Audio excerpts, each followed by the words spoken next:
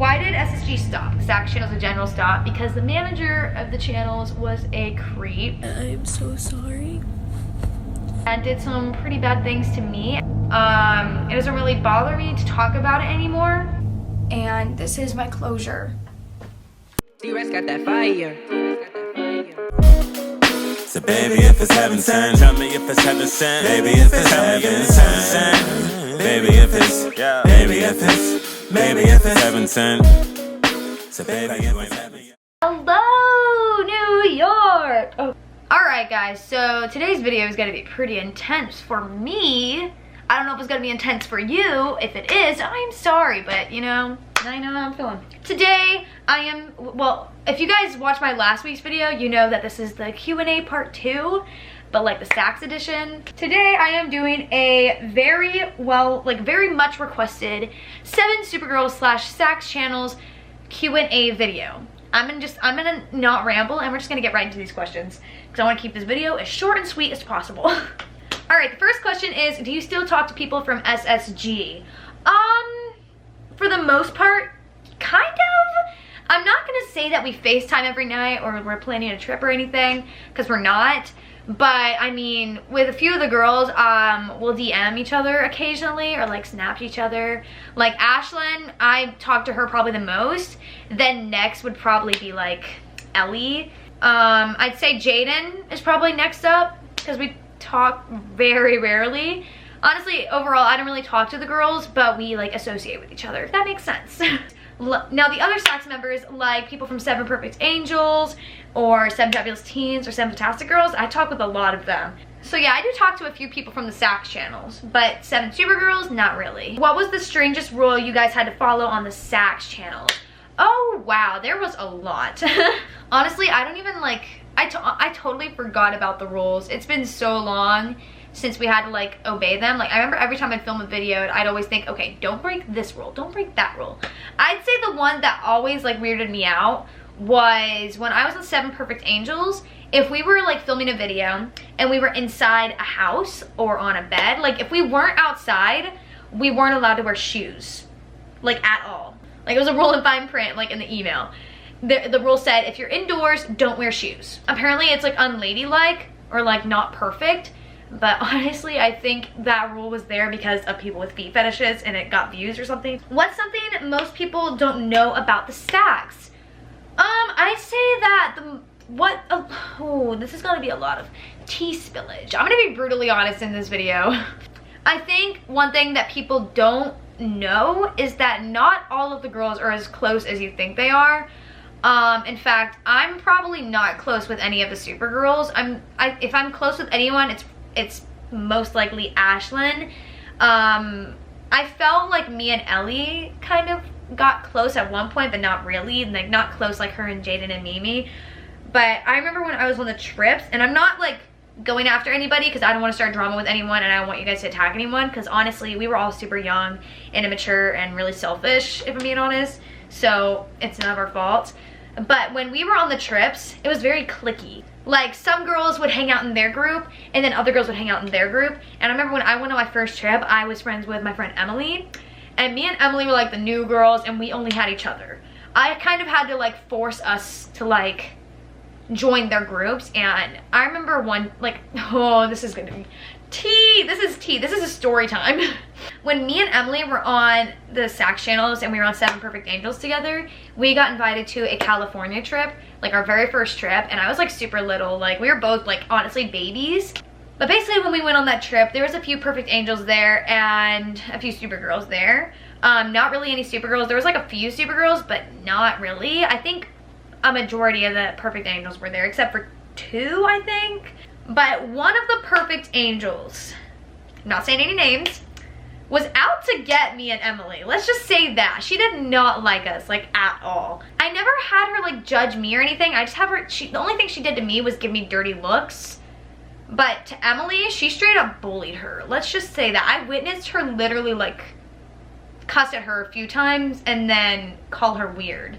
Heather and Anna, like Heather still talks to me, like, on Instagram and stuff. Like, I remember I posted something about like me hitting 500K on TikTok, and she like congratulated me, and my heart was just so warm. Like, Heather's like the nicest person I've ever met in my life. And Anna's just a sweetheart. She was sweet to everybody. Like, there was not a moment where she was mean. But this other person was just, I can't even get mad at her because like we were all young, and she was just like, we were all just kids. So obviously she's grown out of it, and she was, I did see her when she was being nice, but at the time when she was making fun of Emily, it wasn't cute. It wasn't cute. Let's just say that. Anyway, yeah, it's safe to say that the thing that most people don't know is that not everybody is close, let alone friends with each other. Like me, I get questions all the time, like from people, like people ask me, they're like, can you tell Kaylin and Jazzy and Jenna I said hi? The thing is I'm not really friends with them. Like I met Kaylin and Jazzy like once, and it was at a meet and greet, and I met Jenna like twice. It was at a trip and then the meet and greet. But I didn't really get a chance to like acquaint myself or like become best friends with them to the point where I can literally tell them that like somebody said hi, you know? That's just something that I don't think a lot of people know. People just think that since we were all on the collab channels together, or like everybody who was on 7Supergirls together, they have to know each other. Like there must be like some way for them to be friends. But the truth is that like we were noobs, especially me. I was a noob on 7Supergirl. Like I was the new girl. I never really got the chance to actually become an OG. And I got on so late into the channel, and I wasn't on the Sax in general very long, so I never got the chance to like make friends with the big girls and stuff. When did you join the Sax channels? Oh goodness. First channel I joined was 7 Fabulous Teens, and I think I got on February 9th, 2017. I think is when I got on. I don't know, I just remember like the numbers because I remember writing it down somewhere because I wanted to always remember it. If someone else became the manager now, would you do it again? I've gotten that question so many times. I don't know. That's something that I can't really decide just like now. I'd say I would like take part in it in some way, shape, or form, whether it's like being like a helper with the channel or being the manager myself, even though I don't think I could ever do that. I don't think I would start making skits again, but I do think I would somehow like try and help out with the channel, whether it's like managing behind the scenes or helping out with sets and stuff. But being on the channel again and making skits again, I just don't think it's up my alley anymore. I've grown out of it. What's your favorite theme besides freestyle? You know, what the theme I really liked, I think, was the Legend of the Blank. I always liked when we got that theme because I liked creating like stories and like storytelling things. And I remember when I was in 7 Fabulous Teens, I made this video called The Legend of the Necklace, and that video got over 1 million views, which I never got paid for, but it's fine. Do you have any idea about when the SSG will reunite? I really miss the SSG. I'm sure we'll reunite one day. Like somebody will probably come up with the bright idea and be like, let's reunite and like go to this place. But as far as I know, it's doubtable. I don't know. I don't think anything's happening. But if any of you other SSG girls are watching this and you have and you guys reunite or have like a gathering or something, I don't freaking know. I would love to come. Just hit my DMs. Why did SSG stop? Ooh, girl, you're late. I'm not gonna explain it. I'll give a little rough draft or whatever. SSG stopped and the Sax channels in general stopped because the manager of the channels was a creep and did some pretty bad things to me, and I made a whole video about it explaining it. If you want to see it, click the eye up there. Honestly, I've kind of learned to cope with it in a joking manner. That's just my way of coping with things. It doesn't really bother me to talk about it anymore, just because I've talked about it so much, especially when I go live and stuff and people ask about it constantly, and making that video definitely helped out a lot. But yeah, it's a lot, but go watch that video. It's really long, but it explains everything. So yeah. Did you have any freedom while on the Sax channels? Honestly, kind of. Like a little, I guess. Not really. When I was in 7 Fabulous Teens, I had a lot of freedom. The only thing that I didn't have freedom with was there was this rule where we weren't allowed to post on our, like when everybody that was on the Sax channels in general, no matter what channel they were on, no matter how small, there was a rule that you weren't allowed to post on your main YouTube channels, which really sucked. And I remember when they told me that rule, I was like, oh, that's sad. because like I love posting like YouTube videos, but I gave it up because I've always wanted to be on the Sax channels, and my goal was to move up to SevenSuperGirls, and I got my dream. But then when I got moved up to 7 Perfect Angels, there was rules like you weren't allowed to post certain things on social media. Like in general, you weren't allowed to have a Musical.ly, which was a thing at the time. Like you weren't allowed to do anything on social media without getting permission first. And when you get on 7SuperGirls, it was even worse because you weren't allowed to like literally do anything without asking anybody's permission first. Like you weren't allowed to shave your legs, you weren't allowed to wear freaking shoes, you weren't allowed to do this, you weren't allowed to do that. Like you could do nothing. No piercings, nothing, no makeup. Like it was awful. And it was even worse when we went on trips. Like the trips were super fun. Like it was really fun to like hang out with girls, make friends, you know, enjoy the hotel. But one of the rules that we had when we were like on trips and stuff is we were never allowed to leave our hotel room unless we were with one of the managers. And we were never allowed to go to other girls' rooms, like hotel rooms. I remember other girls did, but I never did because I was scared to get in trouble because I was a goody two-shoes. But yeah, it was just very hectic. Like we could be in this nice hotel with like a huge pool and like a lazy river outside. And I remember we were once, and we never got to once go in that pool or lazy river. I know when I went on like the last 2 trips, me and Jaden were being set up to be sponsored BFFs. If you guys don't know, Mimi and Ellie, they were set up to be sponsored BFFs, and they didn't really know each other at the beginning, but then they became friends, like throughout being sponsored BFFs. And then they tried to set me and Jaden up as sponsored BFFs, but I don't think we were like, I remember they got onto us all the time when they were trying to take pictures because we weren't like acting like we were close enough. And I just remember me and her looking at each other like, because it was so fake, and I didn't like acting like I was BFFs with someone that I barely knew. And they didn't really give us the opportunity to get to know people, you know? Also guys, I'm in the process of editing this video, right? But I just thought of something while I was editing this clip. It's kind of a story time. But basically, like I was saying with the sponsored BFFs, it was very rare for girls to be kind of set up as sponsored BFFs. The only people that were set up as sponsored BFFs that I know of was Kaylin and Jenna, and then Mimi and Ellie. Basically, I remember we were like at dinner and we were on our way. Either we were on our way there or we were on our way back. I don't remember. My memory is very fuzzy. But I just remember we were walking and they were like, okay, it's photo time. Like, we're just going to take a picture of some of you guys. And then classic, they did Mimi and Ellie, you know. And then all of a sudden, they asked me and Jaden. They were like, okay, now Brianna and Jaden. And then they put me and Jaden together.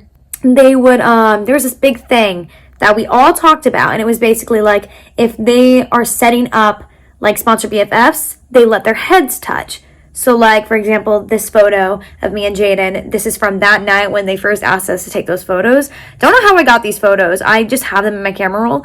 But as you can see, our heads are touching. And that was a big thing with sponsored BFFs. Like, we all knew about it. It was a huge thing.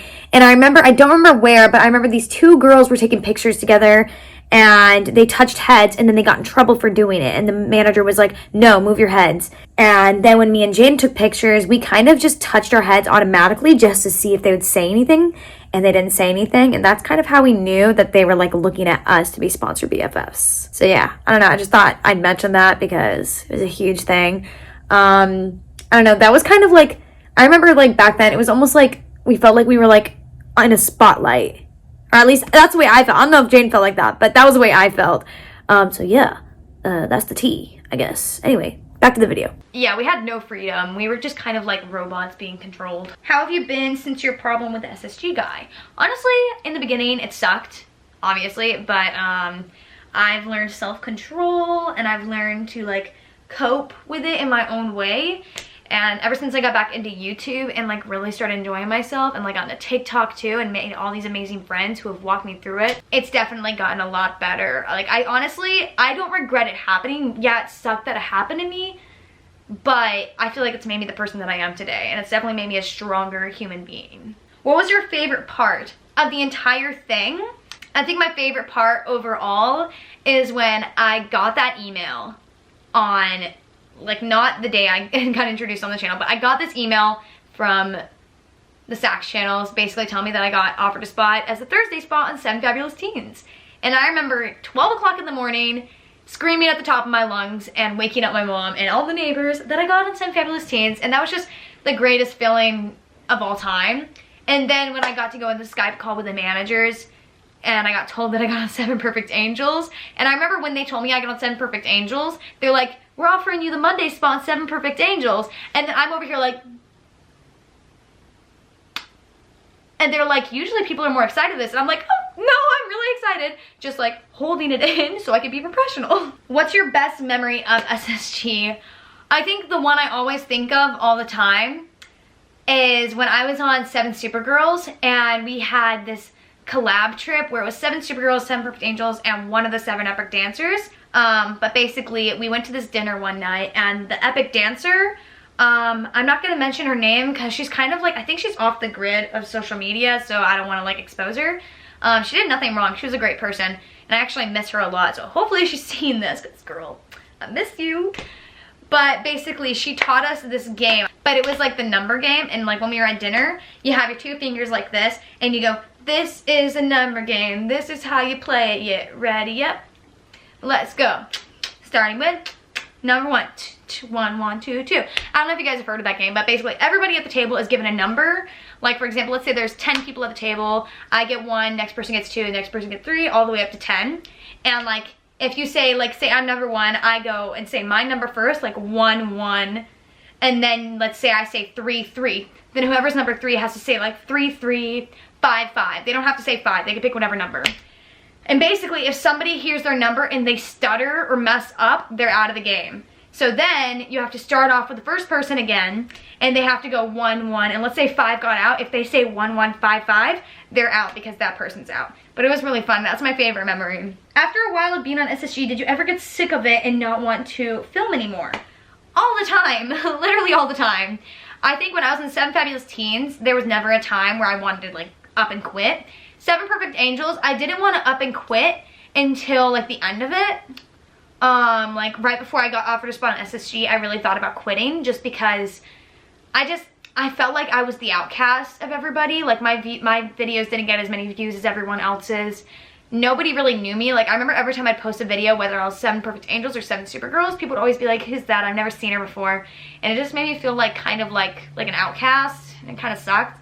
But then I got on 7SuperGirls and I got told that my videos weren't doing well because my scripts were like dead, I guess. I wasn't doing very well on writing my scripts. So I remember the manager hired a script writer because it was showing in my videos that I wasn't enjoying making videos. So the manager who did the bad thing hired a script writer for my videos because my videos weren't doing great. So as soon as that happened and I didn't even get to write my own scripts or put my own creative twist on anything, that was when I really was just sick of it, because I was like, this is so fake. I'm not being myself. Like, I don't like this at all. I don't get to do anything. But then we got these, the only thing that kept me on the channels was the fact that the money I was making was actually paying the bills of where we lived at. And the trips were just like such a blast, and just, I miss them. Like honestly, I really miss going on those trips. They were so much fun. How long were you on 7SuperGirls for? Oh my gosh, I have no idea. I was on the Sax channels for a little over a year, because I got on in February 2017, and then the channels ended of August 2018. So I know I wasn't on any of the channels for over a year. I think I was on 7SuperGirls for about 6 months. I don't even remember the exact date that I got on 7SuperGirls. I wish I had that written down somewhere. That'd be really cool. Were the Sax channels actually parentally monitored?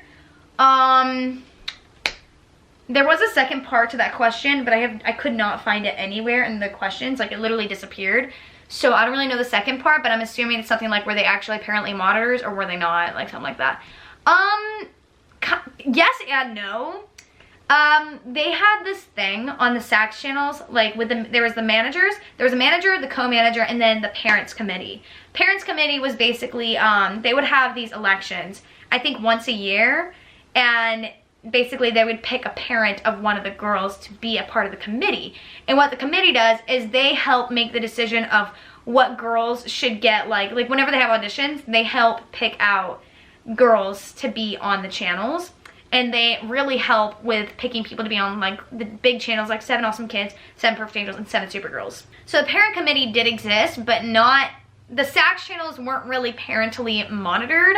Ella, for example, I used to be really close with her in the beginning, and I think her mom was on the parents committee. I think we talked about it. So that overall is real, but overall apparently monitored. They didn't monitor everything that happened with the static channels. Have any of the past SSG girls ever reached out to you personally? I remember when everything happened, especially when I came forward about it being me. I think I came forward like last year. It was a little before or a little over a year after everything happened in 2019. When I posted that video and it blew up, a lot of girls, even girls that I like honestly forgot were even on the channels, they DM'd me and like reached out to me asking if I was okay, and like a lot of the girls like thanked me for coming forward about it. Like they like told me I was brave and stuff. Like I remember one of the OG girls, OCN, like she reached out to me and basically talked to me about it, and she was an OG, and like honestly I fangirled when she messaged me. She was one of the people that came forward and like talked to me. Heather, like a bunch of people, like a lot of like members, old members came forward and talked to me. Not the bigger ones, like Kaylin and Jazzy or anything, but the ones before them, which is even more crazy. Was it super scary when everything happened at the SSG meet and greet? I don't really get this question because the meet and greet was before anything ever happened, and I only got to go to one SSG meet and greet, and I was barely even a member. I was on Seven Fabulous Teens when I got to go. I remember it wasn't scary. It was actually really exciting and nerve-wracking. I got to meet a lot of fans, and it was so funny because like nobody knew who I was. So when I was there, random people would come up to me. Like this lady came up to me and she was like, oh, what channel are you on? And I was like, oh, Seven Fabulous Teens. And they're like, Seven Fabulous who? And I'm like, okay. Like I remember people come up to me like, oh, are you one of the Seven Perfect Angels? And I'm like, no. They're like, oh, that makes sense. I don't know you. So yeah, that was kind of embarrassing. But like, it wasn't really scary. It was more embarrassing, but also fun. It was really fun. Like honestly, I had fun. I got to meet up with a lot of the girls I was friends with. Oh, my heart. I miss those times. I really wish I could go back to that. How do you overcome fears with what happened? That is a very good question. I've never really had to deal. I'm not gonna say I have PTSD, but there are times where I think back to it and everything that happened afterwards. I don't think back to what he did. I think back to like the aftermath of what me and my mom had to go through with like having to move out because we couldn't afford anything. And like basically me losing all my friends and stuff, and just all the drama on social media and like all the talk about like, and I don't want this to sound selfish in any way, because honestly I didn't, like, let me just explain. Like the whole entire thing that happened was all over, like it was on BuzzFeed, it was just all over the internet. There was YouTube videos and like all over about it. It was so weird to like see that and basically read all these articles about what happened to me, yet nobody knows it was me. So it was almost like I got famous, like I had a moment of fame, but like nobody knew it was me. You know what I mean? Like, and honestly, it was a horrible thing to get famous for, and I'm not even famous right now for it, which is fine. I do not want to be famous for that. I want to be famous for me being me and me doing things that I love, like YouTube. That's what I want to be famous for. Not that. So I'm honestly kind of grateful that they didn't expose my name, because I would have been famous for the wrong reason, and that's just, I'm so grateful for that. But getting over the fears of it was a process. I didn't take therapy or anything. Probably should have, but I don't like therapy. It just makes me feel crazy. Honestly, it's probably better to get therapy, but I just didn't. I picked the cheaper route, I guess you could say, and I got better through finding my true self through YouTube and TikTok, making friends that'll help me through it. Thomas, he was the first person to find out about what happened. I FaceTimed him as soon as it happened. My mom, my brother, my dad, my family in general just really helped me through it. So that's probably what really got me to not be so scared of it and stuff. But yeah. Did you feel pressure to do things? Yes. I mean, what happened to me in general, if you don't know the exact thing, go watch the video, because I don't want to like bring it up again. But obviously that specific thing, I definitely felt pressure to do that. I felt like if I didn't do that and let him do those things to me, that I would have like lost everything. Like I felt like that is what was gonna keep me and my mom in our house, and if I didn't do that, I just felt like I felt like I had a responsibility. My mom didn't even know that he was gonna do those things. I kind of kept it from her because I knew what she would think. She knew like half of it, but not really. She didn't know that I would have to change in front of him and all these things. I don't know, I just felt a responsibility. I felt like I had to do it to keep a roof over our heads, if that makes sense. And also besides that, like in general, making videos and going on these trips and having to wear certain clothes and respect all these rules, and also to not be allowed to like do things like social media and stuff besides the Sax channels, I felt a lot of pressure with that, so let's just say that. Did you guys get paid when you made the videos? Yes. I'm gonna actually explain that real quick. When you first get on the channels, like when I first got on the channels, I got on 7 Fabulous Teens, and for the first, I think 3 months, I didn't get paid, but then they started paying me after the 3rd month, because basically, I guess the 3 months was the trial period where they wanted to see if I had my loyalty. They wanted to make sure that I didn't quit like a week after posting, which I did not. It's very dedicated. But then they started paying us. When I was in 7 Fabulous Teens, I think I got about 300 at most a month. When I got on 7 Perfect Angels, I got about 800 to 1,000 a month. And when I got on 7SuperGirls, it was about the same, 800. It was about 800 to 1,500 a month. And what's shocking is that I was the least paid out of everybody. Everybody else got probably 2,000 to 3,000.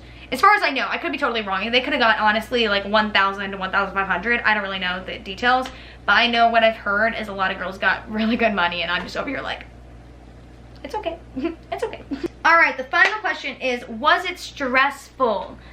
Was it stressful? Oh yeah, it was definitely stressful. I remember I had to juggle public school, this like 7SuperGirls and 7 Perfect Angels, and like all the collab channels overall. I also had to juggle like the rules and stuff, and then having to take care of the trips and pre-film and like just all of that. It was so stressful. There were times where I literally had to pull an all-nighter on a school night because I had to film a video and edit it the same night because I had been busy with school that entire week. So the night before my video was supposed to go up, I would spend 5 hours filming the video and then 3 hours editing it, and then I would send it within the due date hour, like the due hour that needed to be sent in. And then the trips also, when we're on the trips, it was just so stressful because I was like so nervous. I was like, how do I act? What if I can't memorize a line? Like, what if I look bad in videos? What if the outfits don't fit? Like, what if I do something wrong? What if I say the wrong thing? Like, it was a lot. It was a lot of pressure.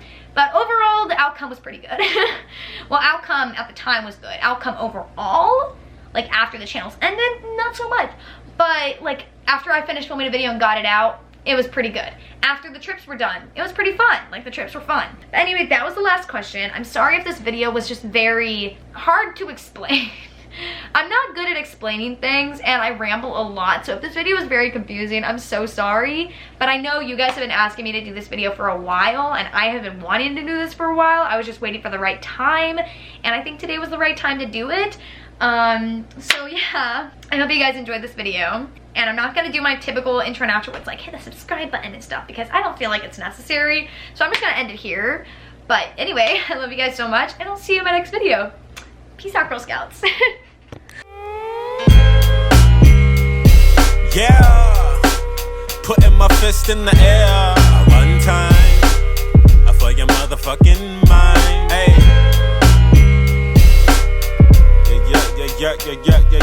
yeah.